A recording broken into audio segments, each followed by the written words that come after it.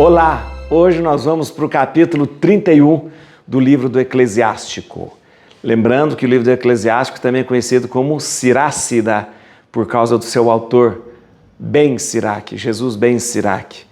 É um livro que foi escrito 180 anos antes de Cristo e é um livro que traz para a gente uma interpretação muito precisa e muito pé no chão da lei, né? Acho interessante lembrar isso. E lembrando o momento histórico que ele foi escrito, o momento da dominação helênica, principalmente feito pela dinastia Seleucida. Os Seleucidas eram aqueles generais, os Seleucidas era aquela dinastia que surgiu, brotou de um general de Alexandre Magno, né?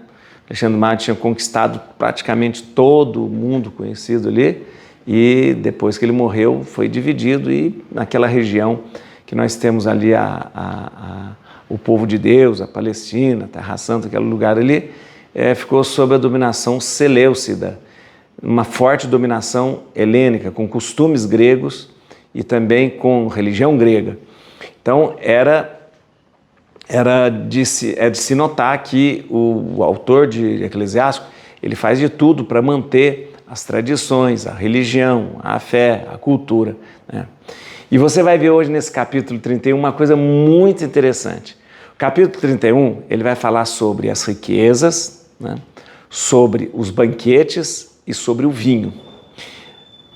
Você vai perceber que praticamente o autor aqui traz um manual de boas maneiras, né? De como se portar num banquete, né? Se você estende a mão, se você não estende a mão, se você come com a boca cheia ou não, se você faz barulho comendo ou se não faz barulho comendo, né? E depois sobre o vinho, né? O vinho trazendo uma compreensão muito bonita sobre o vinho. O vinho, ele tomado moderadamente, ele alegra o coração, a alma e tal. Sempre com excesso, o excesso que vai ser o problema. E as riquezas, você vai perceber que logo começa a falar das riquezas, cuidado que você tem que ter com a riqueza, não com a riqueza, o trato, como você lida com o dinheiro, não é o problema da riqueza, é como você lida com o dinheiro, né? A avareza, o avaro, isso é um tema que já foi falado em outros momentos aqui no livro do Eclesiástico. O problema não é o dinheiro, o problema é a sua relação com o dinheiro. Vamos lá? Bíblia na mão, Espírito Santo no coração, vamos ler o capítulo 31. Muito interessante esse capítulo. Vamos lá. Começamos falando sobre a questão do dinheiro. As vigílias para enriquecer ressecam a carne. As preocupações que elas trazem tiram o sono. A inquietação pelo porvir perturba o sentido. Uma doença grave torna a alma moderada. O rico trabalha para juntar riquezas. Quando se entrega ao repouso, goza o fruto de seus haveres.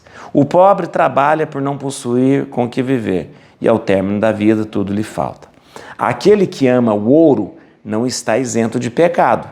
Aquele que busca a corrupção será por ela cumulado. O ouro abateu a muitos, e seus encantos os perderam. O ouro é um obstáculo para aqueles que se lhe oferecem sacrifício. Infelizes daqueles que o buscam com ardor. Ele fará perecer todos os insensatos. Bem-aventurado o rico que foi achado sem mácula, que não correu atrás do ouro, que não colocou sua esperança no dinheiro e nos tesouros. Quem é esse homem para que o felicitemos?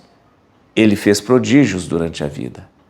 Aquele que foi tentado pelo ouro e foi encontrado perfeito, está reservada uma glória eterna. Ele podia transgredir a lei e não a violou. Ele podia fazer o mal e não o fez.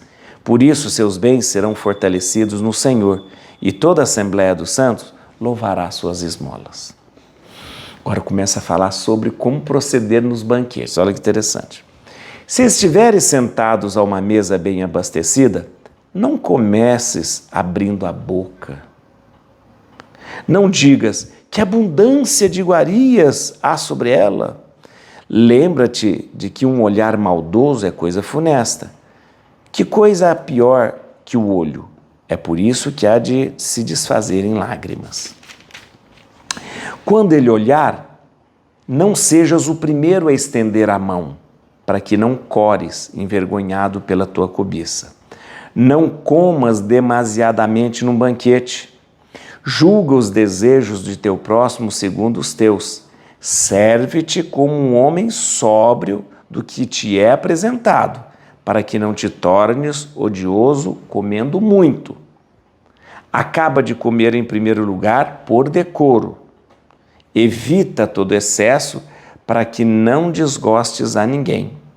Se tiveres tomado assento em meio a uma sociedade numerosa, não sejas o primeiro a estender a mão para o prato. Nem sejas o primeiro a pedir de beber. Não é um pouco de vinho suficiente para um homem bem educado? Assim não terás sono pesado e não sentirás dor. A insônia, o mal-estar e as cólicas são o tributo do intemperante. Para um homem sóbrio, um sono salutar. Ele dorme até de manhã e sente-se bem. Se tiveres sido obrigado a comer demais, levanta-te e vomita, e isso te aliviará e não te exporás a doenças. Ouve-me, meu filho, não me desprezes, reconhecerás no fim a veracidade de minhas palavras. Em todas as tuas ações, sê diligente e nenhuma doença te acometerá. Muitos lábios abençoarão aquele que dá refeições com liberalidade, e o testemunho prestado à honestidade dele é verídico. Toda a cidade resmunga contra aquele que dá de comer, com mesquinhez, e o testemunho prestado à avareza dele é exato. Não incites a beber aquele que ama o vinho, pois o vinho perdeu a muitos. Agora começamos a falar sobre o vinho. O fogo põe à prova a dureza do ferro. Assim o vinho bebido em excesso revela o coração dos orgulhosos. O vinho bebido sobriamente é como uma vida para os homens. Se o beberes moderadamente, serás sóbrio. Que é a vida do homem a quem falta o vinho? Que coisa tira a vida? A morte. No princípio, o vinho foi criado para alegria e não para embriaguez. O vinho bebido moderadamente é a alegria da alma e do coração. A sobriedade no beber é a saúde da alma e do corpo. O excesso na bebida causa irritação, cólera e numerosas catástrofes. O vinho bebido em demasia é a aflição da alma. A embriaguez inspira a ousadia e faz pecar o insensato, abafa as forças e causa feridas. Não repreendas o próximo durante uma refeição regada a vinho. Não o trates com desprezo enquanto ele se entrega à alegria. Não lhe faças censura, não o atormentes, reclamando o que te é devido. Percebeu que esse capítulo, ele começa com instruções éticas e morais em relação à riqueza, ao dinheiro, passa depois para um momento de quase um manual de boas maneiras, um manual de etiqueta, como você vai se portar no banquete, e depois vem com um conselho muito prático na questão do vinho. O vinho, na origem, foi criado para alegria e não para embriaguez, né? Olha, interessante.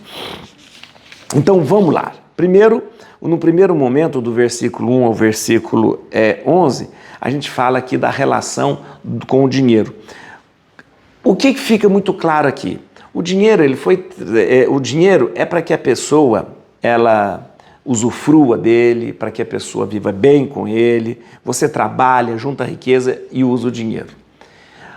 O dinheiro vai ser um grande problema na vida da gente se a nossa relação com ele for uma relação de avareza. Olha aí, de avareza. Porque, olha aqui, as pessoas que de repente ama o ouro, aquele que ama o ouro não está isento de pecado. Aquele que busca a corrupção será por ela acumulado. Preste atenção, o dinheiro não é para você amar o dinheiro é para você se servir dele. E aí fica muito claro aqui, quem ama o ouro, quem vive pelo ouro, quem vive pelo dinheiro, ele encontra a infelicidade. Tá? Você tem dinheiro, você não pode amar o dinheiro. Você tem dinheiro e você deve fazer o dinheiro servir você. Servir você. A pessoa que ama o dinheiro se torna infeliz, se torna infeliz. Que na verdade é o avaro. A pessoa avarenta, ela não quer usar o dinheiro, ela quer simplesmente ter uma relação de amor para com o dinheiro. Então ela vai acumulando, acumulando, acumulando e ela não usa o dinheiro, ela só gosta de ter o dinheiro, só gosta de ter o dinheiro. Então é muito importante lembrar, né, que o problema não é ter dinheiro, o problema não é ser rico, o problema é como você se relaciona com o dinheiro. O dinheiro ele precisa ser usado e não amado, e não louvado, adorado, tá bom? O texto passa do versículo 12, a partir do versículo 12 até o versículo 30, falando como se você deve portar num banquete. É interessante que eu fui procurar no original, né, e ele difere um pouco aqui da nossa tradução. Mas é muito interessante que começa falando o seguinte, olha, quando você chega num banquete e olha toda aquela comida, você não deve falar, nossa, que fartura! Isso é falta de educação. É falta de educação. Está falando que não faça isso, não. Por quê? Porque o autor aqui fala que isso, na verdade, você está pecando com o olho, né? O olhar é um olhar maldoso, né? E o olhar maldoso, ele diz o que há de pior do que o olho, né? Então você nunca deve falar, nossa, que fartura, né? Outra coisa, você não seja o primeiro a estender a mão para começar a comer. Por quê? Por que estender a mão? Deixa eu te explicar. Não existia talher, não existia garfo, não existia nada, né, gente? Naquela época não existia nada disso. Como que era trazida a comida? A comida era colocada nas bandejas, né, toda aqui, e as pessoas, então, se serviam com a mão. Levavam a mão e comia. Por isso, lembra aquela regra que se era levado bem a sério de se lavar as mãos antes de comer? Até Jesus, que era uma regra de higiene, mas depois se tornou uma regra religiosa. Até depois o pessoal critica os apóstolos de Jesus porque eles não lavam a mão antes das refeições, né? Era uma regra religiosa, né, que tinha fundamento higiênico. Então por quê? Por que você tinha que lavar as mãos? Porque você não sabe onde você foi com essa mão, pelo amor de Deus. Então quando você sentava à mesa com alguém, você não ia usar garfo e colher, nada. Você ia usar a sua mão, colocando a mão na comida. Lembra que Jesus fala, aquele que vai me trair coloca a sua mão comigo no prato? Então, aquele que põe a mesa, que está a mão no prato. Por isso, deixa eu te explicar, por isso que convidar para a mesa era um gesto somente feito com as pessoas íntimas. Você não convidava estranho para sua mesa. Não. Sabe lá onde esse estranho andou? Então, quem é que você convidava para sua mesa? Somente os íntimos, que você sabe que a mão dele não está envenenada, que a mão dele não está suja, né? Então, na verdade, isso era levado muito a sério. Então, como é que você comia? No Oriente ainda existem muitos lugares que as pessoas comem com a mão, assim. No Marrocos, quando você vai comer o cuscuz que eles fazem no Marrocos, você estende a mão, come com a mão, assim, né, na mesma bandeja. Vamos lá. Então, uma instrução. Quando você estiver sentadinho à mesa, não seja você o primeiro a estender a mão para começar a comer. Falta de educação.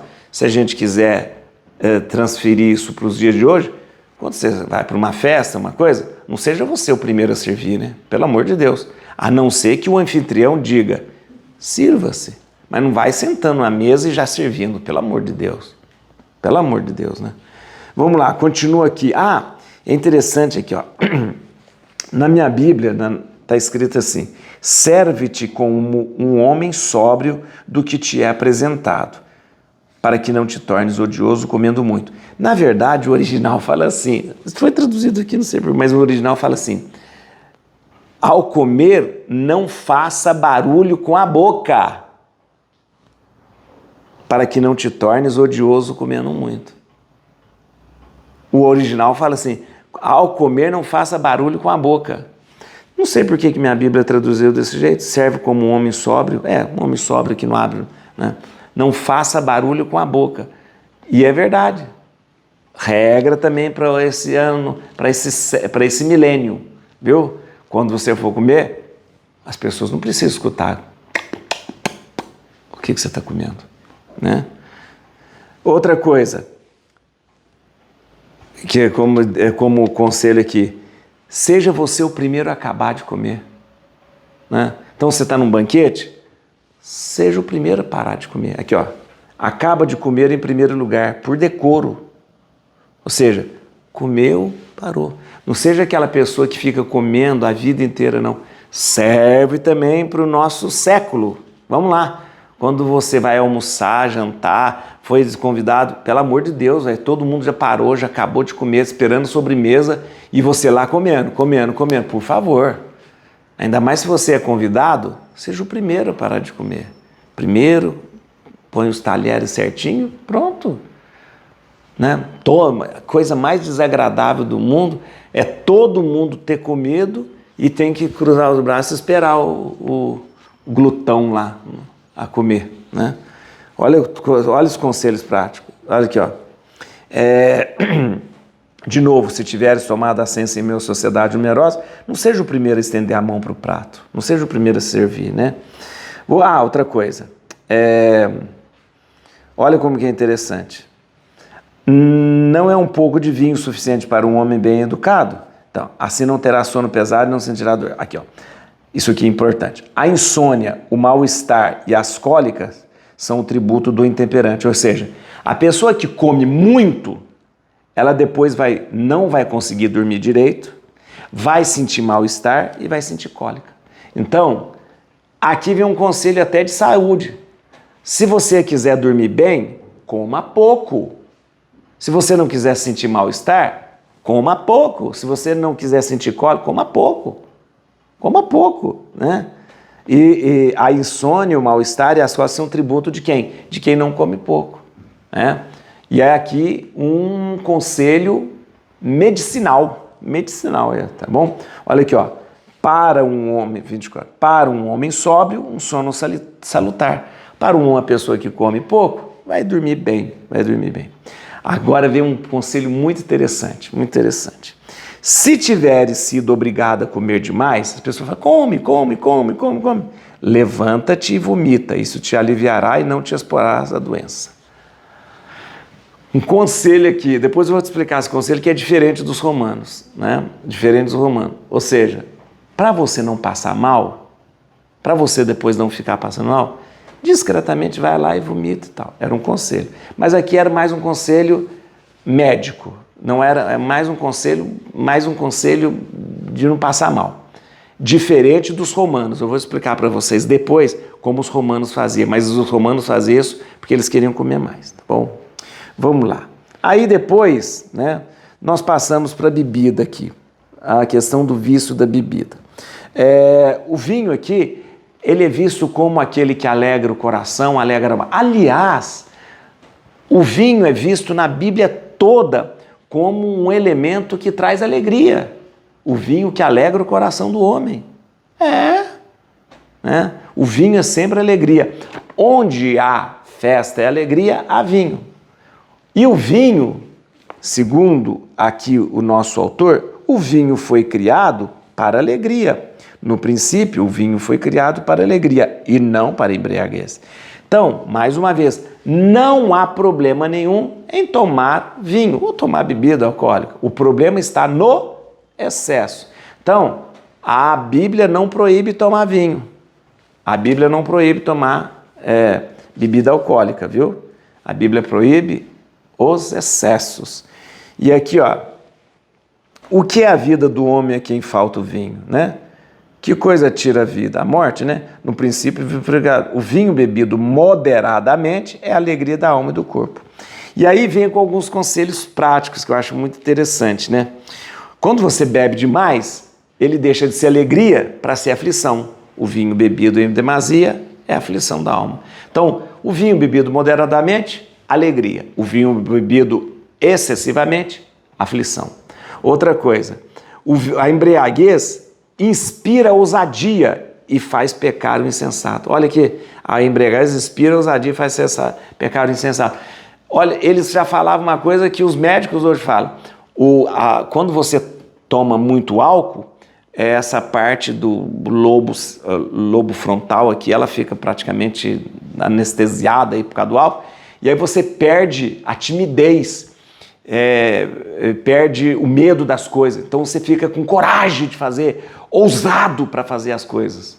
Só que isso leva à insensatez, né? A pessoa que bebe muito, ela fica com muita coragem e ela não tem mais filtro.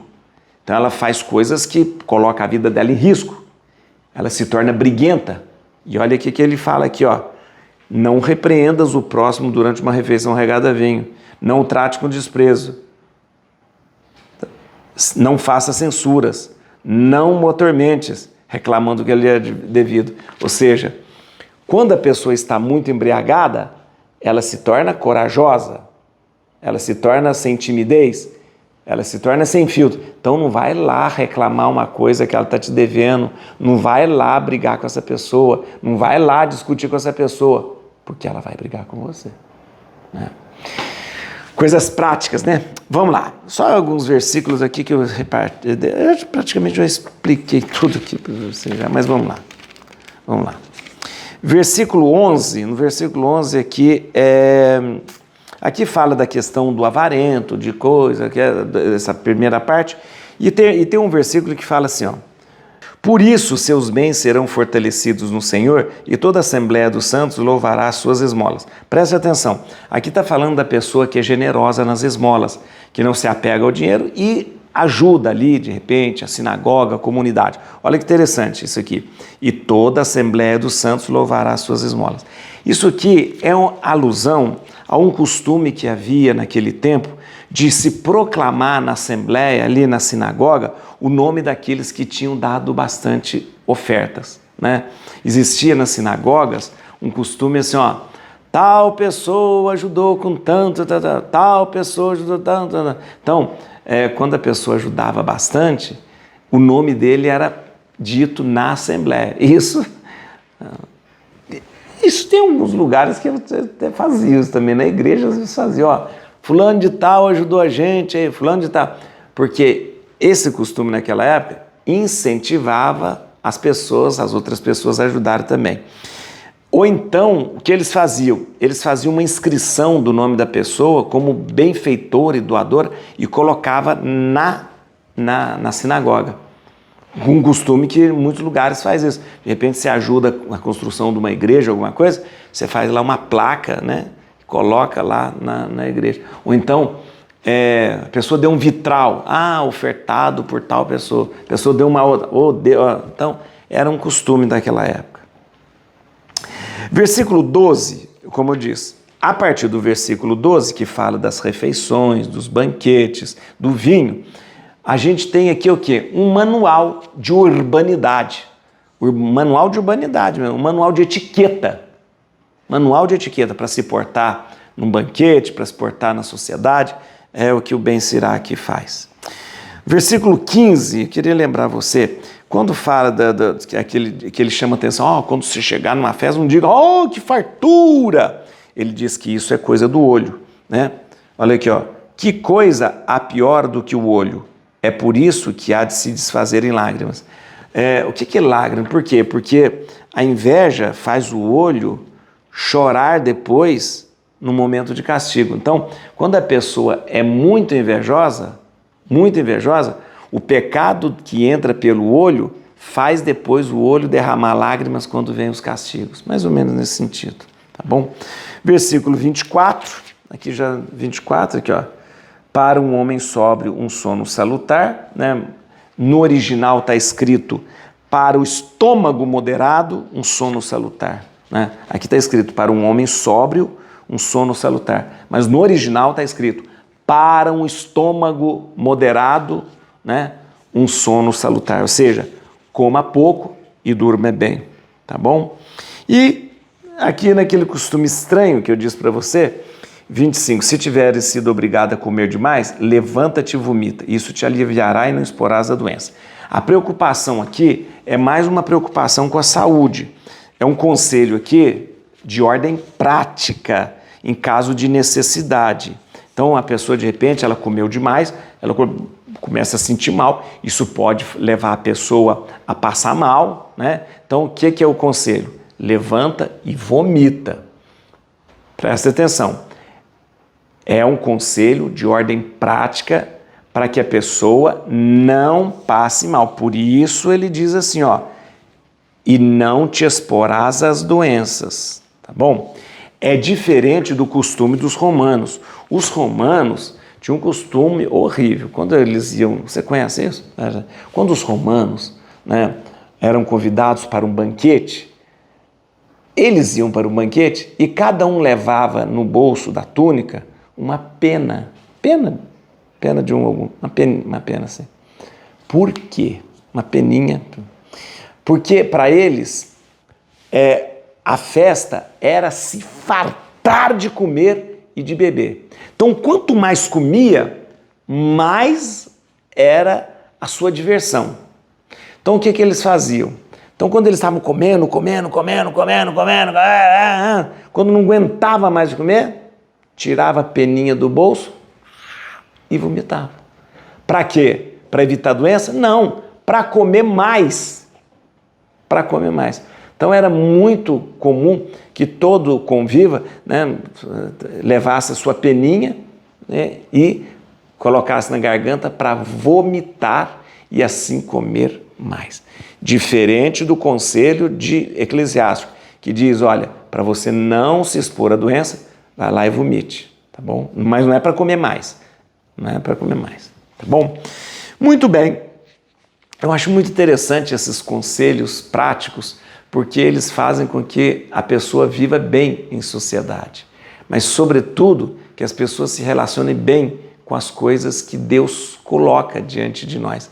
Mas mais do que isso, a preocupação do livro de Eclesiástico é que você viva, né, conforme a lei de Deus, as coisas de Deus, mas também sabendo lidar bem com a sociedade, com o outro e com as pessoas.